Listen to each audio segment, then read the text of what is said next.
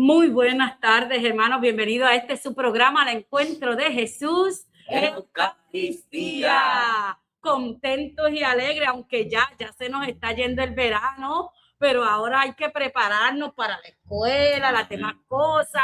Los que estaban en vacaciones tienen que volver a sus trabajos, tristes y acongojados, pero no, ahora van a ir contentos y alegres porque tuvieron ese espacio y tiempo. Así que asimismo, la palabra nos va a ir alegrando y compartiendo con nosotros este domingo, que vamos a compartir el 18º domingo del tiempo ordinario. Hoy el Señor Jesús se derrama en amor y nos pide a nosotros lo mismo, pero con unas palabras maravillosas. Denle ustedes de comer. Y en ese mismo llamado, movidos por el amor, vamos a hacer pan compartido para que todo el que tenga hambre pueda comer. Hoy también la iglesia nos recuerda la fiesta de uno de los grandes doctores de la iglesia. Así que los redentoristas están gozosos, contentos, celebrando a su patrón. Así que le mandamos un saludito por ahí a Padre Edgar y a todos los redentoristas que están contentos, alegres y gozosos, porque hoy es el día de su patrón, San Alfonso María de Liguori. Así que vamos a hablar un poquito sobre la vida de San Alfonso y también vamos a tener un milagro eucarístico. Así que mientras nos vamos preparando para escuchar la palabra de Dios, vamos a invocar al Espíritu Santo, como siempre les recuerdo, desde donde usted está allí fregando los trastes o limpiando el carro allí en la playa, también invoque al Espíritu Santo para que ese servicio que usted también esté haciendo lo haga con amor, aunque esté cansado, agobiado, pero cuando invita al Espíritu Santo a ejercer, usted va a hacerlo de una manera diferente. Así que vamos todos juntos a invocar al Espíritu Santo diciendo: ven Espíritu Santo, llena los corazones de tus fieles, enciende en ellos el fuego de tu amor, envía tu Espíritu y todo será creado y renovarás la faz de la tierra. Oh Dios, que has iluminado los corazones de tus hijos con la luz del Espíritu Santo, haz que seamos dóciles a tu Espíritu para gustar siempre el bien y gozar de tus divinos consuelos. Por Cristo nuestro Señor. Amén y amén. La palabra que nos está acompañando el día de hoy es San Mateo, capítulo 14, versículos 13 al 21. Proclamamos la palabra del Señor en el nombre del Padre, del Hijo y del Espíritu Santo. Amén. Al conocer esa noticia, Jesús se alejó discretamente de allí en una barca y fue a un lugar despoblado. Pero la gente lo supo y enseguida lo siguieron por tierra desde sus pueblos. Al desembarcar Jesús y encontrarse con tan gran gentío, sintió compasión de ellos y sanó a sus enfermos. Cuando ya caía la tarde, sus discípulos se acercaron diciendo: estamos en lugar despoblado y ya ha pasado la hora. Despide a esta gente para que se vayan a las aldeas y se compren algo de comer. Pero Jesús les dijo: no tienen por qué irse, denles ustedes de comer. Ellos respondieron: aquí solo tenemos 5 panes y 2 pescados. Jesús le dijo: tráiganmelos para acá. Y mandó a la gente que se sentara en el pasto. Tomó los 5 panes y los 2 pescados, levantó los ojos al cielo, pronunció la bendición, partió los panes y los entregó a los discípulos. Y los discípulos lo daban a la gente. Todos comieron y se saciaron y se recogieron los pedazos que sobraron, 12 canastos llenos. Los que habían comido eran unos 5,000 hombres, sin contar mujeres y niños. Palabra del Señor. Gloria a ti, Señor Jesús. Ese final, ¿verdad?, de este evangelio que dice que que sobraron y comieron unos 5,000. Yo me imagino que la hermana Anita se acordará de aquel primer retiro que nosotros hicimos y que nos volvimos locos y Padre Mariano corriendo y el otro corriendo porque no había comida y no nos iba a dar la comida, pero Dios multiplicó la comida y dio la comida. Así que imagínense, el que cree también puede ver los milagros del Señor, pero hay que creer. Así que Mateo nos está enseñando también a nosotros a creer en el Señor.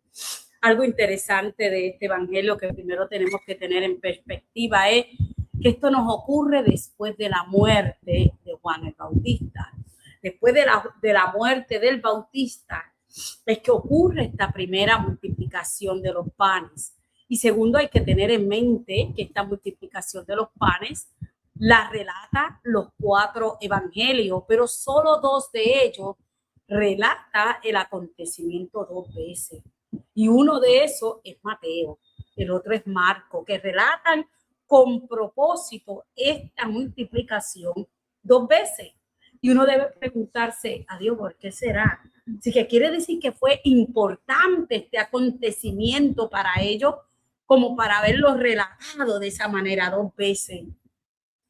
Pero lo primero que debemos ir preparándonos es, habíamos hablado que Mateo escribe su libro ¿para quiénes?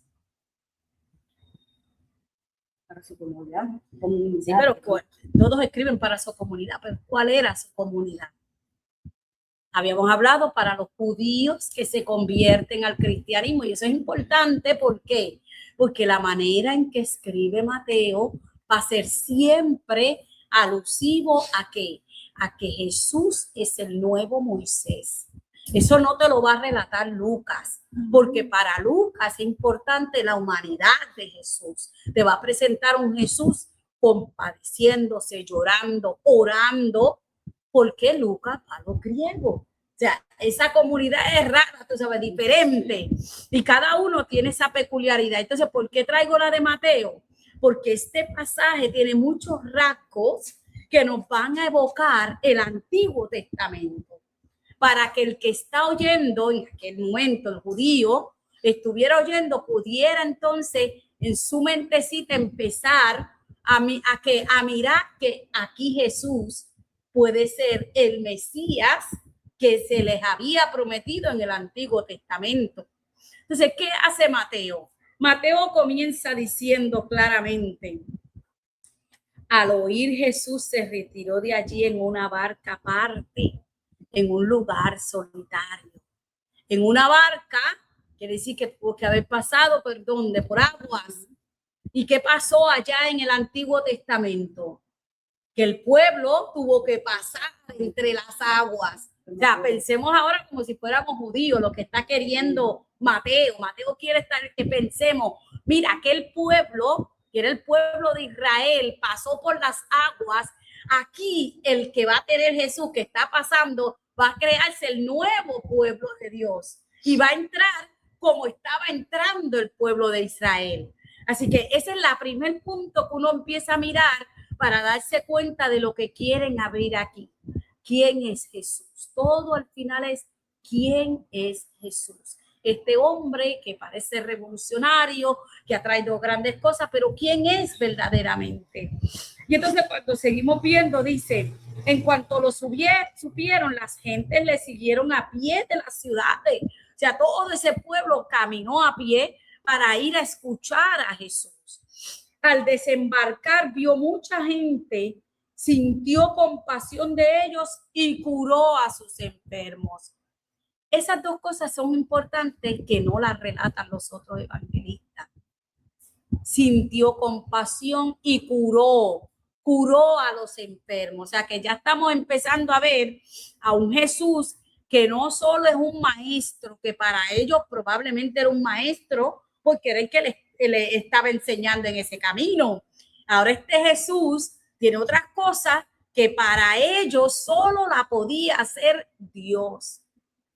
¿Ve? Y entonces empiezan a romper el paradigma. O Eso me recuerda como cuando tú te crías desde que estás chiquito y te dicen, no, eso no es bueno, no, eso no es bueno, no, eso no es bueno, no, eso no es bueno. Y cuando tú eres grande empiezas a detectar cosas que te empiezan a decir, fíjate, sí puede ser bueno.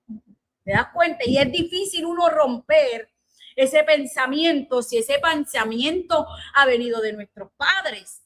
Cuando vienen de nuestros padres, que cuando somos chiquitos creemos, ¿verdad? Siempre creemos, pero por las cosas que ocurren hoy en día, pero en nuestras etapas, de todos jóvenes que estamos aquí, nuestras instrucciones de los padres era vida o muerte para nosotros, o sea, había que seguirla. Entonces en el camino nos vamos dando cuenta, mientras estudiamos, estamos compartiendo, y otras cosas que hacen todo eso que te enseñaban tus papás, ahora abrirse un poquito más. Pero para uno es primero difícil romperlo, porque tú no vas a pensar, no, porque eso que me está enseñando mami no puede ser, tú sabes, eso todo es verdad. Y puede ser que lo que pasa es que no se nutrió o no te lo enseñó como era, no es que no sea verdad, es que no te enseñó unas cosas que ya no sabía. Pues romper esos paradigmas se hacen difíciles en el hombre. Y es lo mismo que está pasando con Mateo aquí, rompiendo el paradigma de ese pueblo a que entiendan quién es Jesús. Y dice, al atardecer se le acercaron los discípulos y el lugar estaba deshabilitado y a la hora es ya avanzada.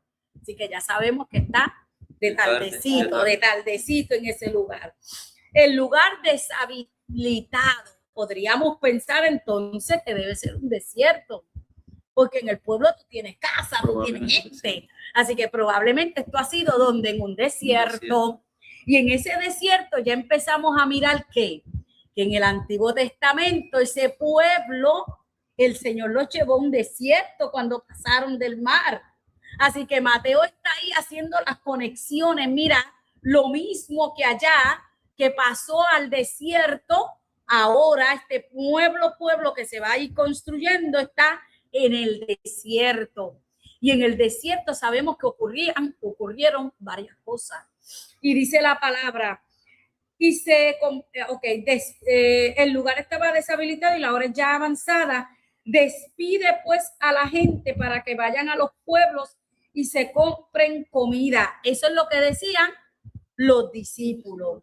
Despide. ¿Por qué? Porque estas cosas se nos hacen un poquito difícil entenderlas, pero la realidad es que uno haría lo mismo. Tú estás en un lugar desierto con tanta gente que tú vas a pensar, primero, yo, Madeline Gómez, no sé de ustedes, pero yo voy a hablar por mí. Lo primero que yo voy a pensar es, mira, yo no quiero que se me vaya a morir nadie aquí, porque primero yo no tengo una enfermera, yo no tengo una emergencia.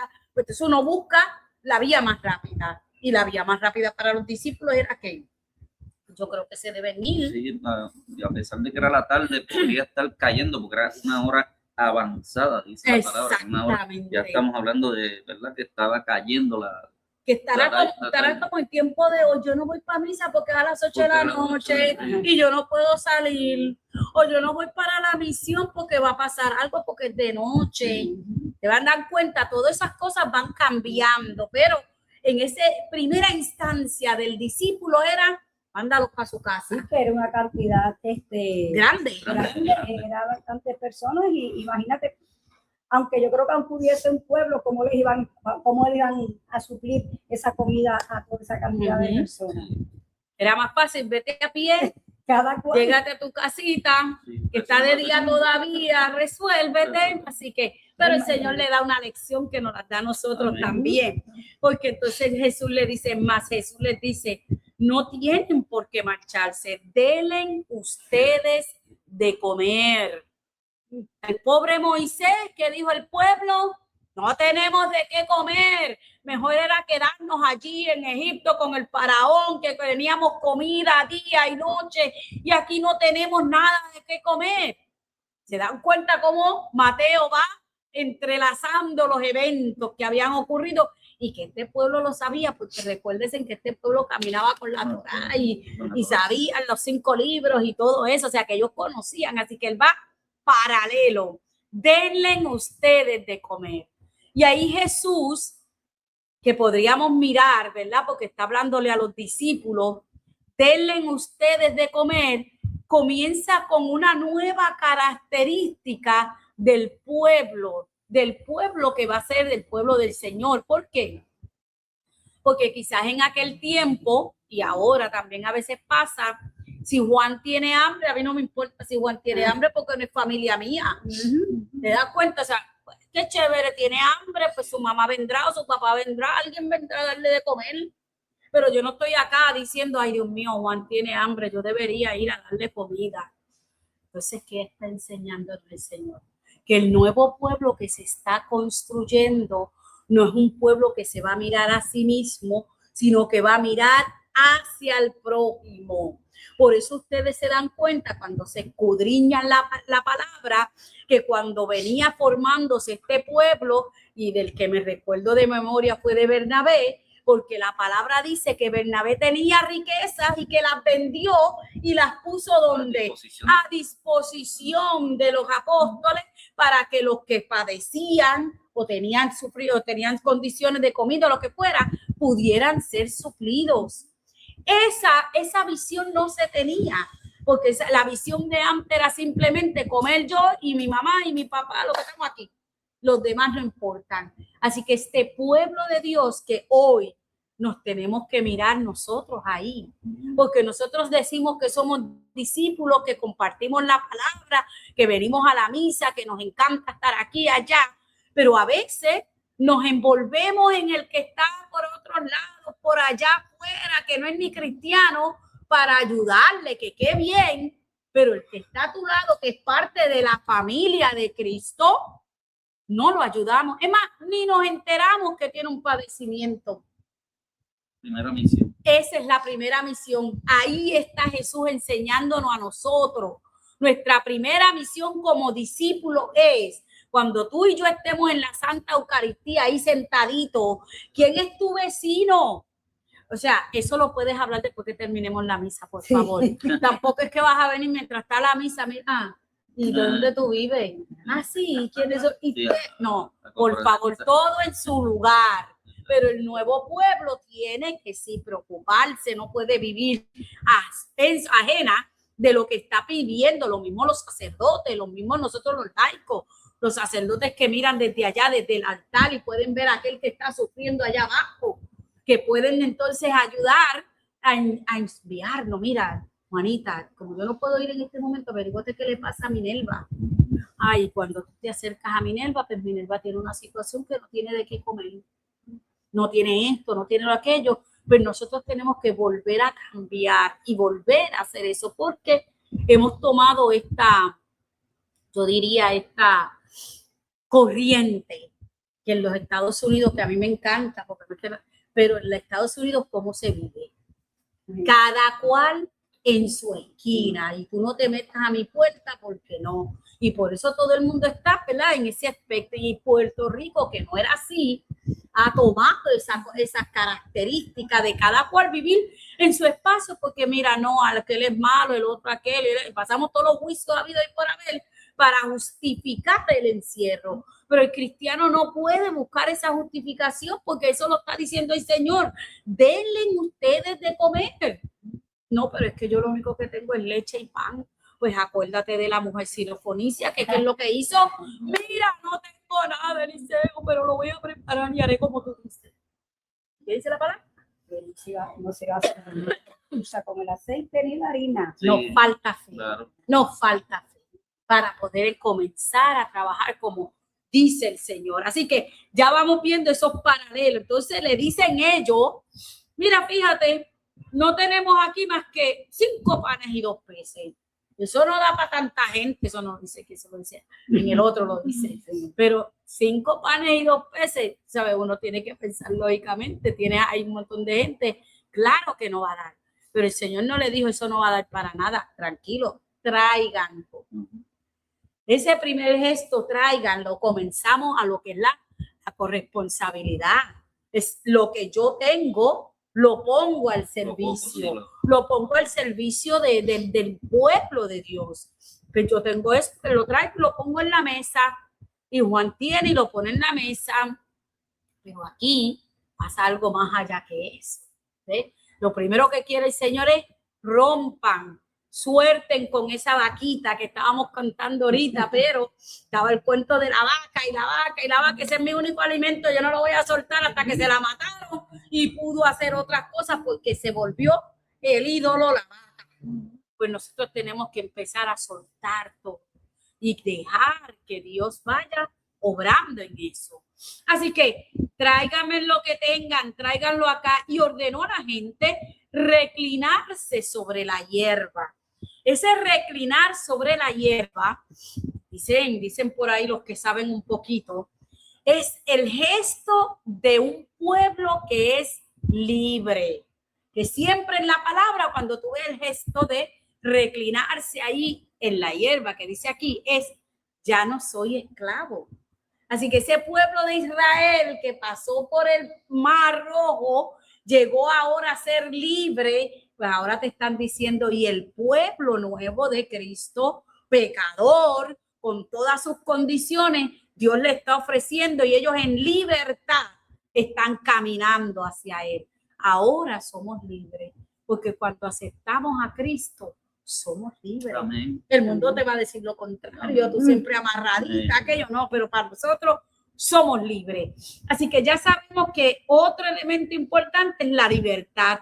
Y dice, tomó luego los 5 panes y los 2 peces y levantando los ojos al cielo, pronunció la bendición y partiéndolo, dio los panes a los discípulos y los discípulos a la gente.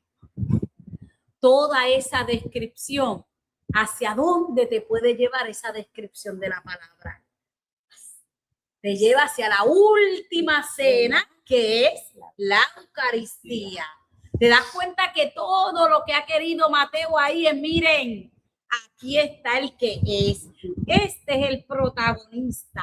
Este es el que sacia tu hambre. Este es el que te da libertad. Este es el que abre el mar y tú puedes pasar por el mar. Mira qué maravilla cuando uno puede adentrarse y decir como Jeremías, es que devoro tu palabra y nos causa alegría y gozo nada más de reconocer lo que puede hacer la palabra en el hombre. O sea, el hombre ahora se despierta, ahora el hombre reconoce que Jesús en la Eucaristía, que Jesús está presente en la Eucaristía.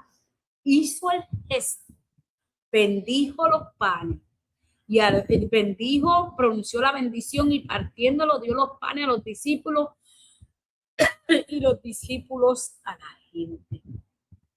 ¿Y qué pasó con los peces? ¿Dónde están los peces? No dijeron que eran 5 panes y 2 peces. 5 y 2 peces. Ah, pues los pececitos se fueron a nadar. Prácticamente. Como lo que busca Mateo, es que tú y yo reconozcamos que Jesús es el pan de vida, pues su concentración es en el pan.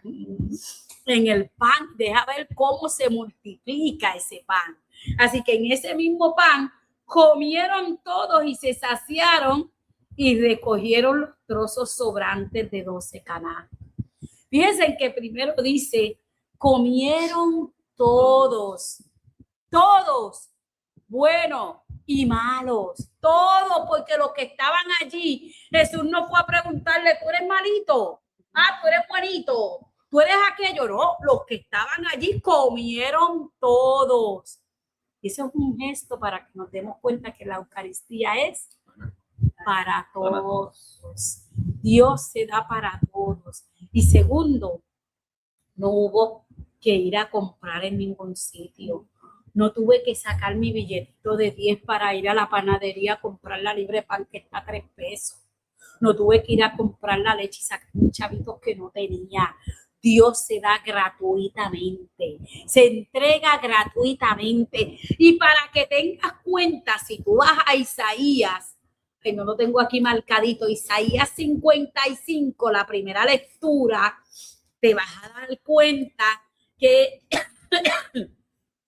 ustedes me perdonan porque parece que tengo catarrito, ¿verdad? Tengo catarrito. Isaías 55 en la primera lectura te va a decir a ti la invitación. Míralo aquí. Isaías, no, este va a estar en el día que no, espera. Se lo quiero leer. Todos. Ajá, sedientos todos, Todos. vengan y coman. Id por agua. Ajá. Los que no tenéis dinero, venid, comprad Mira, me lo supo de memoria, exactamente. y comed de balde. Exacto, pero ¿qué dice aquí? Los que no tenéis dinero, vengan. O sea, ¿y cómo va a comprar si no tengo dinero? Porque está libre, porque Dios se da para todo. La Eucaristía es libre para ti, para mí, para que vengamos y comamos y que continúa y que sacia a todo el mundo. Así que ya el mismo Isaías iba profetizando parte de lo que íbamos a ver hoy, de lo que tú y yo estamos disfrutando hoy, que es la grandeza de saber que también podemos ir y dice, ¿a qué gastar en lo que no alimenta y fatiga por lo que no sacia? Imagínense, yo me puedo ir por todas las esquinas del barrio porque quiero comer y quiero buscar mi dinero y quiero gastar mi dinero en otras cosas que van a hacer que alimento perecedero que me va a durar, claro, 2 horitas, a las 4 voy a tener hambre, pero el pan que te va a dar Jesús, que distribuyó el Señor, te alimenta por siempre. Sacia el hambre de tu corazón, sacia el hambre que tú tienes ahí cuando estás solitario, cuando dices que nadie te quiere.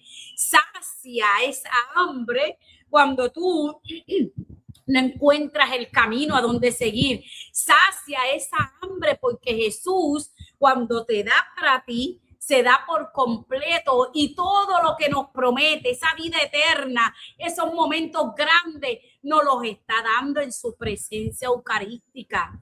La Eucaristía es el culmen, esa es la vida del hombre y el hombre sin la Eucaristía no puede vivir. Entonces, ¿para qué desperdiciar nuestro dinero? ¿Para qué desperdiciar nuestro tiempo? No, porque Madeline, el bailecito que tengo en la esquina, voy a ir para allá primero. No, Madeline, porque tengo que ir primero allá a Rincón a resolver algo de la casa. No, porque tengo que ir al otro lugar. No estamos entendiendo dónde está lo que sacia nuestra necesidad. Cuando eso lo entendemos, que para eso hay que tener una experiencia viva con Jesús. Cuando tienes esa experiencia viva con Jesús, Eucaristía, todo eso lo vas a resolver, pero lo vas a resolver después de haberlo recibido ahí.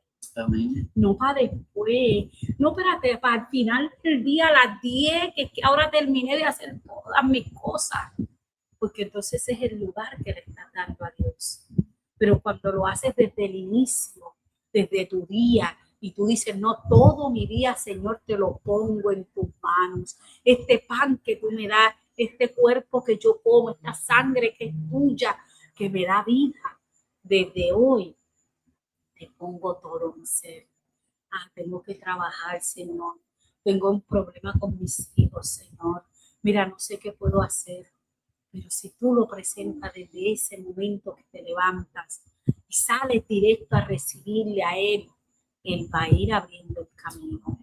Cuando llegues al trabajo y no sabes qué vas a decir, el Señor pondrá las palabras, porque tú has ofrecido tu vida al Señor. Por eso no podemos seguir buscando alimentarnos en la calle. Ya está bueno de salir a buscar el alimento donde no está. Es aquí, en la Eucaristía, donde se encuentra, porque las corrientes de hoy son maravillosas. Ay, pero muchacha, Madeline, si Dios está en la playa, si Dios está en el aire, si Dios está en el otro lugar, ¿para qué yo tengo que ir ahí? No, Madeline, mira, nos reunimos 4 muchachos.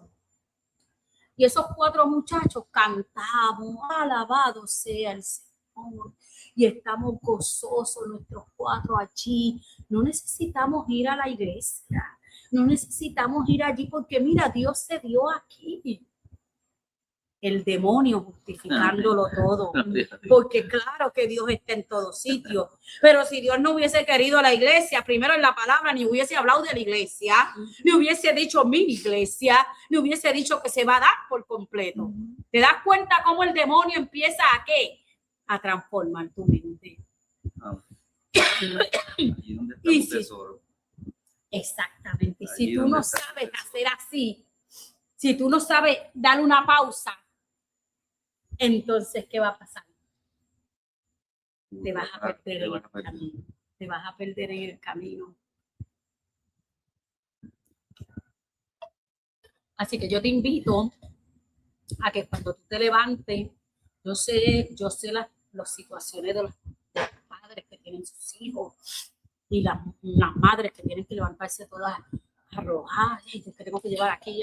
Pero si hacemos un pequeño esfuerzo adicional, Dios va a abrir el tiempo.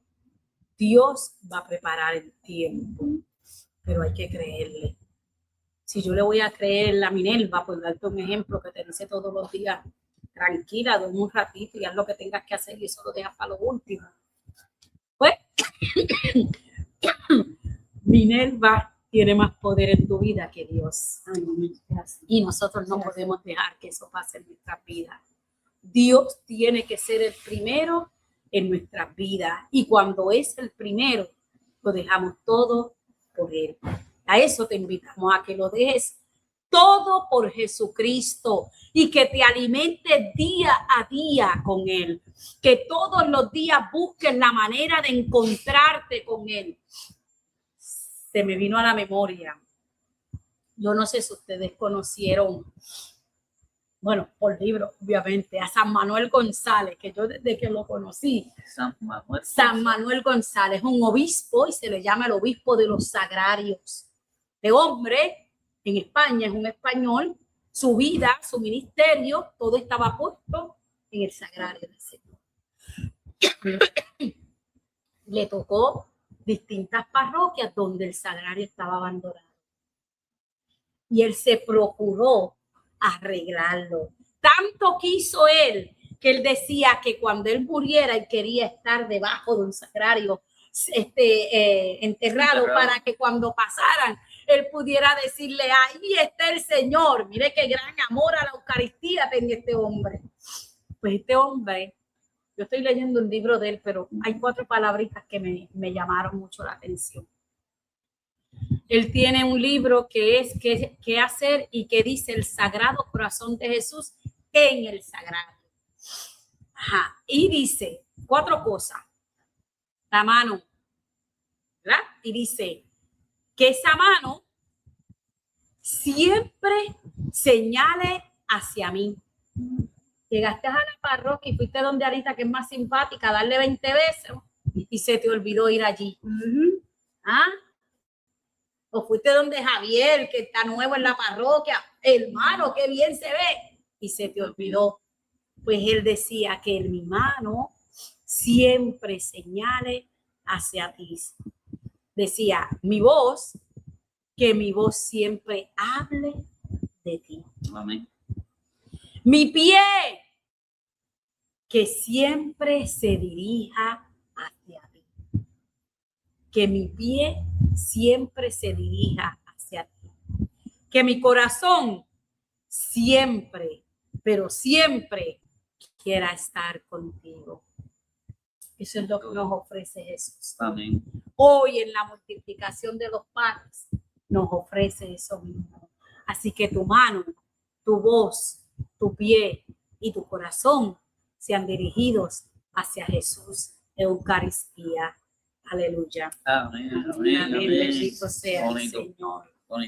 Vea, ese libro es maravilloso. Tenemos mucho que aprender. Hay Sí. mucho camino que recorrer, así mismo es. Pues sabemos, ¿verdad, mis hermanos, que en este evangelio van a haber muchas cosas más? Les invito, como siempre, a que participen de la Santa Eucaristía, así que en su comunidad parroquial y que sean comprometidos, o sea, participantes, vivan participando, que cuando usted llegue a la Santa Eucaristía, voy a recalcarle lo que hemos dicho siempre en muchísimas ocasiones. Lo primero, cuando usted llegue, cuando saluda al Señor, pregúntele por qué está. ¿Por qué quiero celebrar la misa hoy? ¿Por qué quiero estar ahí? Cuando usted comienza a hacerse preguntas, el Señor va a comenzar a responderle desde la Eucaristía. Pero si usted llega como cualquiera, como cuando llega a la sala de mi casa, que se sentó, esperó que yo cociné, y cuando cociné le di la comida y no me dijo más nada, pues no hay un cambio en tu vida. Pero si verdaderamente comienzas a interiorizar, va a haber un cambio en tu vida. Así que a eso es lo que te invito, a que disfrutes la Eucaristía con un corazón abierto para que el Señor vaya hablando, transformando y haciéndote hombre o mujer nueva. Amén. Amén. Dios. Les comentaba que hoy es un día también especial para mis amigos redentoristas. Mi padre Edgar, el padre Hipólito, Polo, que está aquí en la parroquia San Agustín de Puerta de Tierra, padre Luis, que nos acompañó, que está en Casa Cristo Redentor, padre Héctor, y no me los conozco todos, pero hay algunos, gracias al Señor, ¿verdad? Los hemos conocido, algunos hemos compartido un poquito con ellos, así que les deseamos unas grandes felicidades, pero también es que este santo es un gran santo, es un doctor de la iglesia.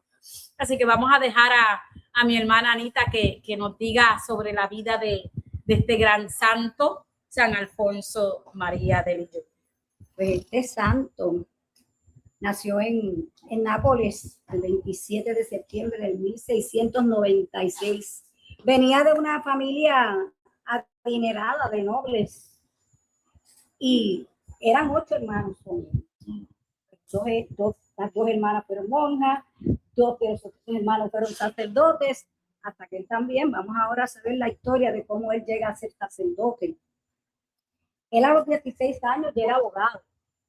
Y entonces él dedicó ese tiempo de su abogacía de voluntario a ayudar a los pobres. Pero llegó un momento en que el Señor lo tocó y le hizo un llamado.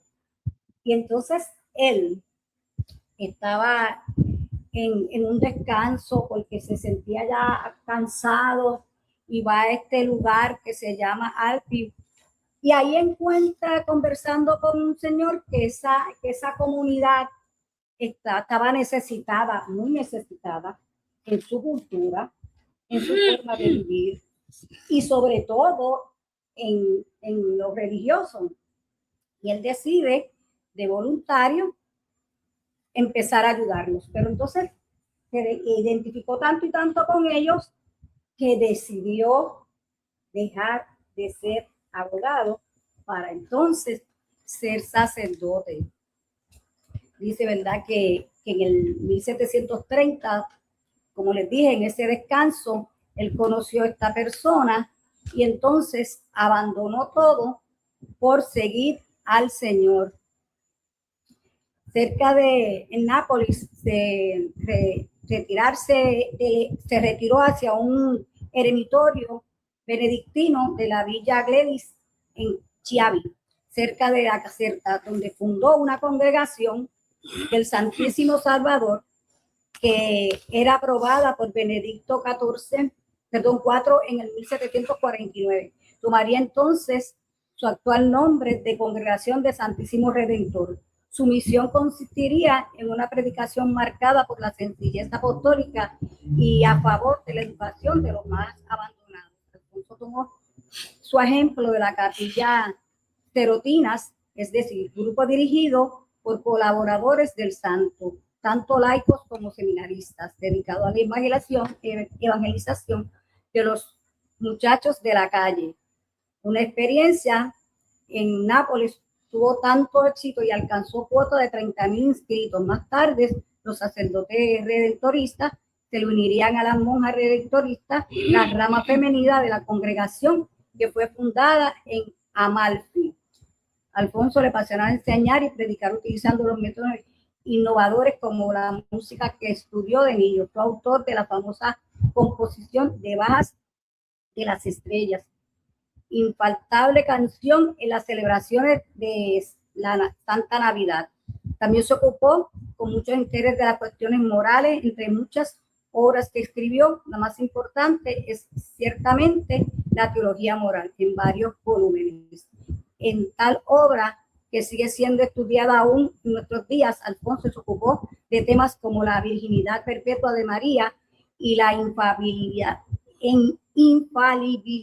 del Papa, temas que la Iglesia misma profundizará en su momento la incluirá en el cerro de la doctrina dogmática, o sea, en la doctrina oficial de la Iglesia, que ha sido calificada como doctrina segura en cuanto que es creída por toda la Iglesia. En el 1762, a la venerable edad de 66 años, Alfonso fue nombrado también obispo de Santa Ágata dei Goti en Benevento, cargo que abandonó 15 años después por problemas de salud que lo llevaron a la muerte en el 1787. Canonizado en el 1839, Alfonso María de Ligorio fue proclamado doctor de la Iglesia por Pío IX en el 1871, mientras que en el 1950 Pío XII le dio título de protector celestial de todos los confesores y moralistas.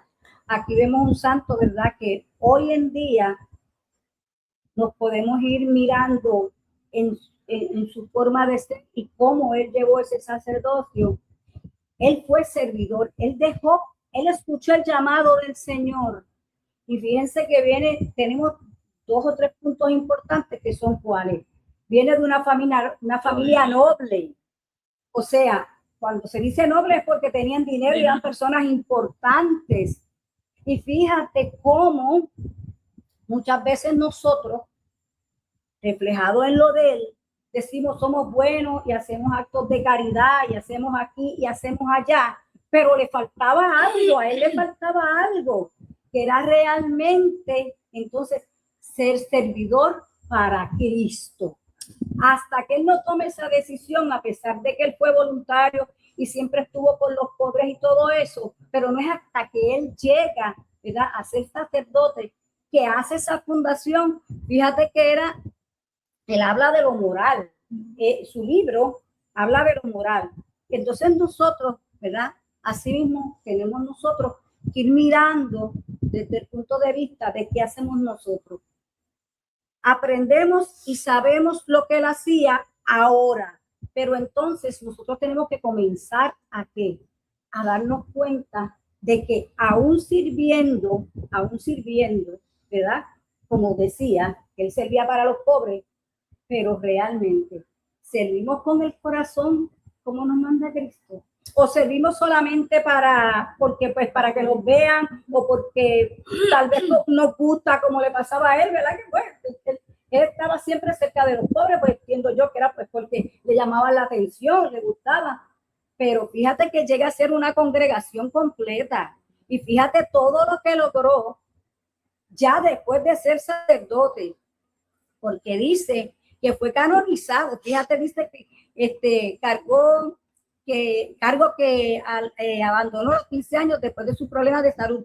Mientras tanto, él tenía cargos en la iglesia. Mientras tanto, fíjate que dice que fue canonizado en el 1839. Quiere decir que él dedicó toda su vida al Señor. ¿Cómo podemos ver eso en nuestros días? Era un hombre común y corriente como tú y como yo, pero más sin embargo el decidir seguir el camino de Cristo lo llevó a él entonces a hacer todas estas cosas. Así que nosotros no podemos decir yo no puedo, sí podemos. Y sobre todo, ¿verdad?, en domingos anteriores habíamos hablado del abandono, de abandonar todo y seguir a Cristo. Si este hombre lo pudo hacer siendo quien era y viniendo de donde venía, ¿cómo es que nosotros podemos decir entonces que no podemos? Sí podemos. A mí me parece que él es un muy buen ejemplo a seguir, a emular, en cuanto a que aprendamos a abandonar todo y dedicarnos al Señor. Que es un doctor de la iglesia, acordémonos que es el doctor de la iglesia, porque tengo grandes cosas, obras, pero que la iglesia utiliza hoy. Sí, si te acuerdas, Padre Samuel Velázquez, que está con nosotros, viene de esa escuela de la teología moral, que era su fuerte, y ahí es donde estudió, que le falta la tesis, yo creo, me parece que nos dijo Padre Samuel, que no es redentorista, pero para que te des cuenta de la grandeza de lo que estás hablando, de este hombre que todavía hoy, lo que son sacerdotes, estudiosos, se refieren a esa teología. Por eso es doctor, tú sabes, que cuando la iglesia te nombra a ti doctor de la iglesia, porque dentro de esos escritos para seguir utilizándose a través de la iglesia. Ahí lo leímos y fíjate, a mí me llamó mucho la atención donde dice, Alfonso se ocupó de temas como la virginidad perpetua de María. Él tiene un libro que es La Gloria de María, que si no lo han leído, léanlo, Son que es varios el hit libros, parade, pero ese es el hit parade, como yo le digo. En La Gloria de María, tú El vas donde fuerte de- quieras y dice, y la gloria. Ahora mismo, yo no sé si han estado pendientes, pero se ha dado un triduo de San Alfonso Ligorio Sí, en el internet, sí. la comunidad redentorista, Lo he pero escuchado, viene desde sí. allá, desde la casa madre, que ha hecho un triduo, y aquí también en Guayama lo vi también que hicieron un triduo reflejando la parte de oración de María Alfonso y de San Alfonso María de Ligorio, ya lo iba a cambiar por todo. Estaban haciendo un triduo de las fuerzas de la oración de él, de cómo uno tenía que orar y otro que estaba muy bueno. O sea, un gran hombre, como tú has dicho en la reseña, que muchos podemos mirar y ver cómo nuestra vida pueda ir. No sé si nos de todos esos talentos que le dio el Señor, porque le dio unos talentos Sí, de Porque imagínate, ya inteligencia. entró para estudiar leyes. Bueno, 16 ya estaba graduada, es un nerd. Sí, O sea, es un nerd. Tú a los 16 años estás graduado, que ya, eso quiere decir que como en esta época que hay unos que te saltan de grado, es porque eres un nerd. sí. Entonces, toda esa inteligencia, como tú has dicho, poderla poner al servicio del Señor, es una de las cosas que lo hace un gran Lo hombre. interesante de eso es que si te das cuenta, Jesús tenía 12 años. Jesús tenía 12 años cuando estaba, que se pierde, dice el niño hallado en el templo, y estaba hablando con los doctores de la ley. O sea, más o menos es similar su experiencia, ¿verdad? Pues damos gracias a Dios por la vida de San Alfonso y los redentoristas, los que han hecho en Puerto Rico, que han hecho una muy buena obra. Por lo menos yo soy testigo de eso, porque en Casa Cristo hace más de 25, 26 años fue mi primer retiro que yo tomé, y la realidad a mí me llamó mucho la atención la comunidad, porque son comunidades que tenían tanto psicólogos, que eso era un fuerte ahí. Exacto, la formación. Entonces, Tremenda. porque a veces uno va a retiros que son fuertes y difíciles, y entonces por más que tú digas que tienes el espíritu, tú no estás preparado y necesitas personas que estén preparadas. Y en ese tiempo tenía mucha gente aquí en Puerto Rico que todavía estaban en eso. Pues nada, damos gracias al Señor por la vida de San Alfonso. Vamos a ver qué nos tiene nuestro hermano Javier con el milagro eucarístico. Sí, y muchos de nosotros, ¿verdad? Hermanos y hermanas que nos escuchan y nos ven, pues yo creo mucho en los milagros eucarísticos, creo muchísimo en eso. ¿Por qué? Porque en cada misa celebrada es un milagro eucarístico. O sea, de cada misa celebrada, el que la vive con fe, el que la vive con amor y entendimiento de lo que está sucediendo precisamente en ese encuentro con Jesús, en ese cordero inmolado que se está celebrando ahí, tú puedes notar que hay un milagro eucarístico. Pero este es bien similar, nos llama mucho la atención porque, ¿verdad? Tratando de Latinoamérica, este milagro trata de Buenos Aires, uno de los milagros del año 1996, que fue, ¿verdad? Allí bastante reciente, exacto. Y no es lo reciente, lo curioso es que vamos a notar ahora quién fue la persona. Que en aquel tiempo no era el Papa. Exactamente, era Jorge Bergoglio, ¿verdad? Era el cardenal en aquel momento. Así que dice, en 1996, en Buenos Aires, una hostia consagrada fue encontrada en el suelo. El sacerdote la colocó en agua para que se disolviera según indica la práctica de la iglesia. Días después, la hostia comenzó a presentar una apariencia semejante a un tejido humano con manchas de sangre. Eso es algo impresionante, ¿ok? Yo creo que yo un bicho desmayado ahí, ¿verdad? Pienso yo en mi razón personal. Y dice, tras una larga investigación autorizada por entonces el arzobispo, el cardenal Jorge Mario Bergoglio, que nosotros conocemos actualmente como el Papa Francisco. Dice, se realizaron estudios científicos. Esto es algo bien importante, hermano, porque no es algo sabe, que lo vimos y que creímos y que no, esto científicamente es comprobado, ¿verdad? Y dice, las muestras fueron analizadas por especialistas, algunos sin conocer el origen, que eso es lo que llama mucho la atención. Sabemos que hay muchos científicos que hasta se declaran ateos, que no creen, que ellos dicen que eso no es posible, esto, ¿verdad? Eso llama mucho la atención. Y dice, los resultados indicaron que correspondían a un tejido del músculo del corazón humano con signos compatibles con un intenso sufrimiento. Impresionante. Dice, para la iglesia, estos acontecimientos no sustituyen la fe ni añaden una nueva doctrina. Pero mira esto, dice, son signos extraordinarios que invitan a recordar lo que Jesús ya nos había revelado. Dice, Él está verdaderamente presente en la Eucaristía. Alabado sea o sea, el Señor. Los que amamos estos momentos eucarísticos de estar frente al Santísimo, de conversar con Él, de que tú me miras, yo te miro, de que tú me hablas, yo te escucho, y diferentes formas que nos llama mucho la atención eso, pues, ¿sabes? Somos creyentes mucho en este tipo de cosas. En mi aspecto personal, yo que entro en mi capilla diariamente a tener una hora de encuentro con Jesús personalizada, como digo yo, esta es mi hora personalizada con Jesús, pues es un momento bien agradable para mí, porque a veces el calor es intenso, pero yo siento frío. A veces el calor puede ser intenso, pero yo siento ese amor de Cristo junto con Él.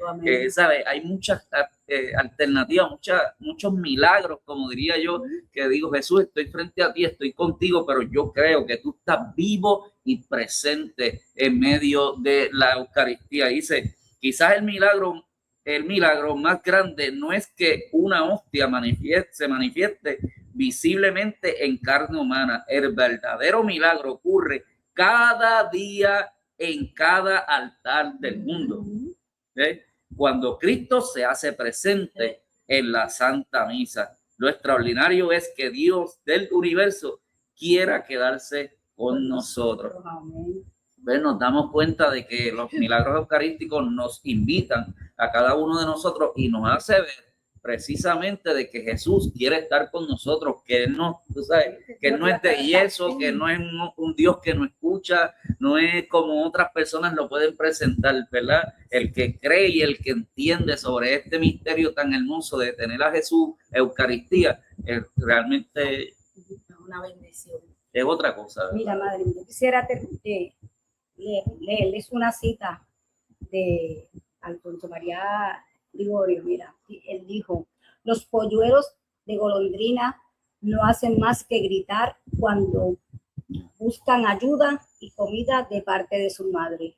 Igualmente nosotros debemos gritar siempre pidiendo ayuda a Dios para evitar la muerte del pecado. Amén. Tremenda comparación. Así mismo.